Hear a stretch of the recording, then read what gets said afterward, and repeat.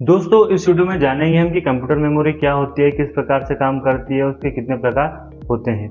तो नमस्कार दोस्तों, मैं हूं आर के तोमर और आप देख रहे हैं टेक्निकल डेस्क। तो चलिए दोस्तों ये वीडियो हम शुरू करते हैं। अब कंप्यूटर मेमोरी जो होती है दोस्तों कई छोटे छोटे सेल से मिलकर बनी हुई होती है। ये अपने अंदर जो डाटा स्टोर करती है उसको बाइनरी के फॉर्म में स्टोर करती है, 0 और 1 के फॉर्म में इसको स्टोर करती है। मेमोरी दो तरह की होती है, वोलेटाइल और नॉन वोलेटाइल। तो रैम जो है वो वोलेटाइल मेमोरी है और जो रोम है वो नॉन वोलेटाइल मेमोरी है। तो दोस्तों कंप्यूटर मेमोरी है वो क्या करती है, वो कोई भी जो कंप्यूटर से उसको सीपीयू से इंस्ट्रक्शन मिलती है उसको स्टोर करके रखती है। जिस प्रकार हमारा दिमाग सारी इंफॉर्मेशन को और सारे डाटा को स्टोर करके रखता है, उसी प्रकार जो कंप्यूटर मेमोरी है वो सारे डाटा को स्टोर करके रखती है। इस वीडियो में हम जानेंगे कि कंप्यूटर मेमोरी के कितने प्रकार हैं। कंप्यूटर मेमोरी जो होती है वो तीन तरह की होती है, प्राइमरी मेमोरी, सेकेंडरी मेमोरी और कैश मेमोरी। सबसे पहले जानते हैं हम प्राइमरी मेमोरी के बारे में। तो प्राइमरी मेमोरी को रैम भी कहा जाता है, जिसका फुल फॉर्म है रैंडम एक्सेस मेमोरी। तो रैम जो होती है दोस्तों वो जो डाटा होता है उसको कुछ ही समय के लिए स्टोर करती है, यानी कि जब तक आपका जो पीसी चल रहा है या जब तक आपका कंप्यूटर चल रहा है तब तक ही वो डाटा को अपने अंदर स्टोर करके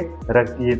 यही कंप्यूटर से जो सीपीयू है उससे मिलने वाले इंस्ट्रक्शन के द्वारा कोई भी ऐप्स है, कोई भी गेम है उसको ओपन करने का काम करती है, जिसको हम रैम कहते हैं। अब रैम जो होती है वो और जो मेमोरी उनके मुकाबले काफी फास्ट होती है, यानी कि जो हमारी सेकेंडरी मेमोरी है उसके मुकाबले जो रैम होती है वो काफी तेज होती है, काफी फास्ट होती है। अब जो डाटा प्राइमरी मेमोरी में रहता है, अगर हम अचानक पीसी बंद कर देते हैं तो प्राइमरी मेमोरी का जो सारा डाटा है वो हट जाता है, यानी कि इसमें डाटा स्टोर नहीं होता है। जब तक आपका पीसी वर्क कर रहा है, जब तक आपका पीसी काम कर रहा है तब तक ही वो प्राइमरी मेमोरी में या रैम में वो डाटा स्टोर रहता है। उसके बाद जैसे आप उसको बंद कर देते हो तो वो डाटा वहां से हट जाता है। अगली होती है दोस्तों हमारी सेकेंडरी मेमोरी। तो सेकेंडरी मेमोरी नॉन वोलेटाइल होती है। इसमें जो डाटा स्टोर किया जाता है वो परमानेंट स्टोर हो जाता है। जैसे अगर हम कंप्यूटर में कोई भी डाटा स्टोर करेंगे तो वो हम जो सेकेंडरी मेमोरी उसमें जाकर करते हैं ताकि वो डाटा परमानेंट रहे। हमारा कंप्यूटर बंद भी हो जाता है तब भी वो डाटा वैसा का वैसा ही रहता है। जो नॉन वोलेटाइल मेमोरी होती है, जो सेकेंडरी मेमोरी होती है, इसमें जो डाटा स्टोर किया जाता है जब इसको लोड किया जाता है तो ये सबसे पहले जो रैम है उसमें जाता है, उसके थ्रू प्रोसेसर में जाता है, तभी ये डाटा लोड होता है। यानी कि जो सेकेंडरी मेमोरी काम करती है वो हमारी प्राइमरी मेमोरी उसके सपोर्ट से ही काम करती है। सेकेंडरी मेमोरी जो होती है इसको बैकअप स्टोरेज भी कहा जाता है। सेकेंडरी मेमोरी जो होती है वो प्राइमरी मेमोरी की तुलना में थोड़ी स्लो होती है, क्योंकि प्राइमरी मेमोरी को डाटा प्रोसेस करना होता है, इसलिए वो ज्यादा फास्ट होती है। सेकेंडरी मेमोरी के हम कुछ उदाहरण देखें तो जैसे सीडी, डीवीडी, एसएसडी, एचएसडी। अगले आते हैं दोस्तों हमारी कैश मेमोरी। तो ये वाली जो मेमोरी होती है ये भी वोलेटाइल मेमोरी होती है। इसमें जो भी डाटा सेव किया जाता है वो केवल जो सीपीयू का इंस्ट्रक्शन है उसको ही सेव इसमें किया जाता है। यानी कि इस मेमोरी में आपकी जो सीपीयू है वो कैसे काम करेगा वो सारे इंस्ट्रक्शन इसमें सेट होते हैं, सेव होते हैं।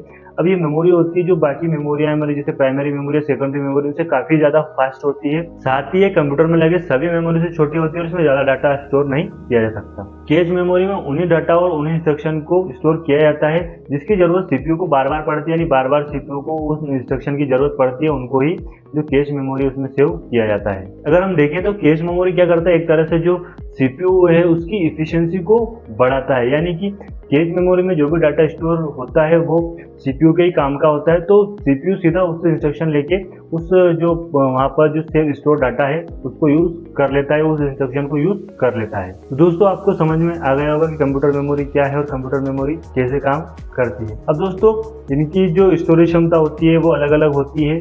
यहाँ पर जो हमारी प्राइमरी मेमोरी होती है उसका स्टोरेज काफी कम होता है, जैसे वो 4 GB, 6 GB, 16 GB, 8 GB, 32 GB, 64 GB, 128 GB तक वो होता है। वहीं जो सेकेंडरी मेमोरी होती है उसकी स्टोरेज क्षमता बहुत ज्यादा होती है, वो 1 TB, 2 TB, 6 TB या 10 TB तक, वो आप जितने TB तक उसको करना चाहें कर सकते हैं। जो टीबी का फुल फॉर्म है दोस्तों टेराबाइट, तो इसको आप जितना चाहे उतना कर सकते हैं। साथ ही दोस्तों जो कंप्यूटर मेमोरी की स्पीड है वो उसके मेगाहर्ट्ज पर निर्भर करती है कि उसमें कितने मेगाहर्ट्ज की स्पीड दी गई है। जितनी ज्यादा मेगाहर्ट्ज की इसमें स्पीड दी जाती है उतनी ही उसकी स्पीड हो जाती है, उतनी आपके कंप्यूटर की स्पीड बढ़ जाती है। दोस्तों आपको समझ में आ गया कंप्यूटर मेमोरी क्या है और ये कैसे काम करती है।